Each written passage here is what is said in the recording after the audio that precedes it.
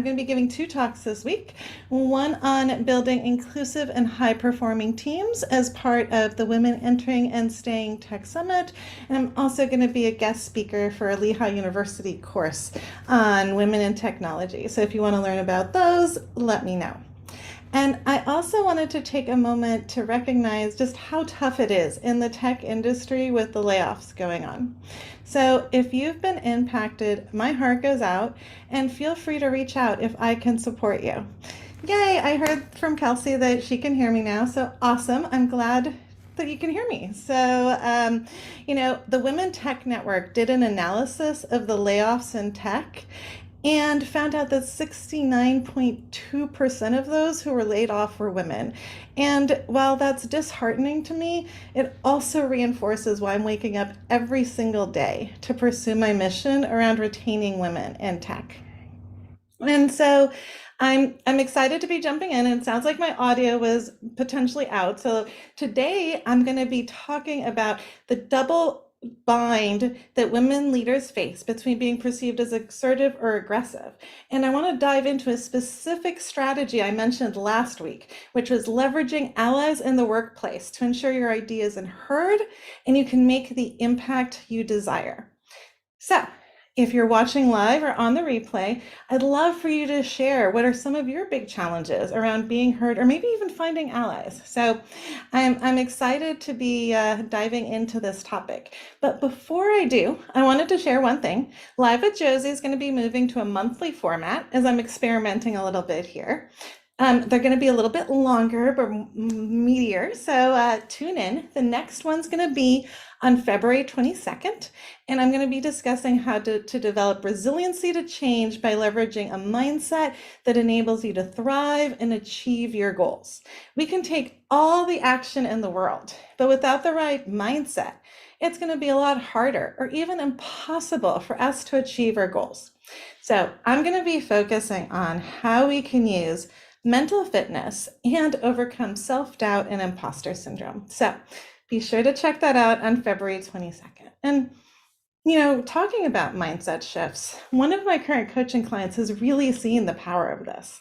She went from feeling overwhelmed when we first started to working together to now she's working basically 50% less, and her boss is still praising and loving what she's doing. And then she's able to use her free time to really pursue what lights her up. And she was able to use these mindset shifts to improve her relationships with her parents, which honestly is heartwarming for me. And we didn't explicitly work on that, but the mental fitness work we did together enabled positive changes in her personal life as well.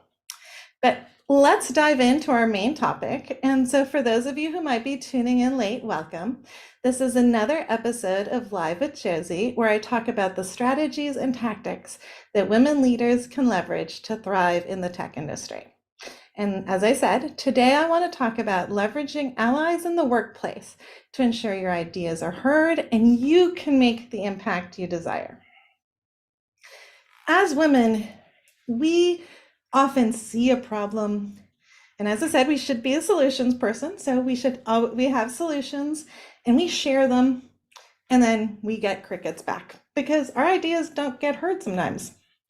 And one of the ways to address this is to find allies who can help get your ideas across. And so today I wanted to dive into some tactical steps to do just that. So first, take the time to assess your current network in your workplace. Who are the key stakeholders in your organization related to your work or the idea you're trying to get across? Think about more than just your immediate team. So this could be, maybe a product manager on another team, some other peers. It could be your boss, right? But who are the relevant stakeholders? And for those folks, what is your relationship with them? Are you meeting with them on a regular cadence to discuss your ideas? If not, that's an area to look at. And this is an area that, coaching can really help. And I work with my clients to figure out, who they should be meeting with and help them build those relationships, especially for those of us who might be introverts. This doesn't always come naturally. And I actually am an introvert, which a lot of people don't realize. Now that we have that list of stakeholders who could be allies, we want to look at who else could be an ally in our organization. So let's take a look at everyone who participates in the project or area you're working on. And first, is there somebody who everyone seems to always listen to? And if so, pay attention next time you're in a meeting or discussion with them. Is there certain body language that they're using that other folks resonate with? Is it how they're communicating their ideas? And then reflect, are there things you could improve from there? And now guess what? Those folks are also great potential allies that can help amplify your message. Those aren't the only potential allies though. Reflect on who in the past has agreed with your ideas. Who do you have a natural rapport with on your team and who's coming to maybe a lot of the meetings that you are? These are all, again, folks who can amplify your message. And now that you've identified those people, it's time to start building those relationships. And similar to that stakeholder exercise I mentioned earlier, can you set up time with these potential allies and share your ideas ahead of the next meeting or decision and ask if they want to support you? And you don't want to just dive right in and be like, oh, hey, I haven't spoken to you in 3 weeks, but could you support my idea? That's not going to work. So what do you want to talk about? Especially maybe this is somebody you're just building a relationship with. Well, like with building all relationships, it starts with trust, right? So how can you spend a few moments getting to know them? Next, share the value that you can provide as an ally. Ultimately at work, we are all trying to accomplish the same goal, which is making our company successful. And so are there ways that you could be providing some value to your potential allies? Is there news or data that they might not have seen that could be useful to them? And then next, it's about establishing common ground.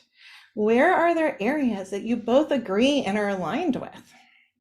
Now, just because you're aligned in a lot of areas doesn't mean that your ally is going to necessarily agree with all of your ideas.